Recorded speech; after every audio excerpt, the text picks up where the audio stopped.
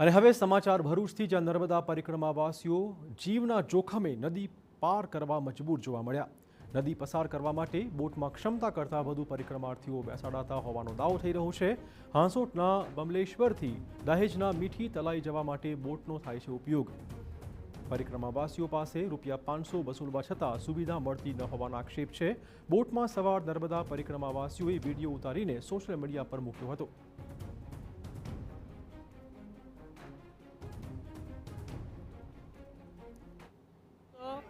આ નર્મદા પરિક્રમા જે છે એમાં વ્યક્તિ દીઠ ₹500 લે છે, પણ બોટની કોઈ સગવડ નથી કે બોટમાં એટલા બધા વ્યક્તિ બેસાડે છે કે ખરેખર કોઈ સેફટી નથી, કોઈની સલામતી નથી અને અંડસંડ લોકોને બેસાડી દે છે।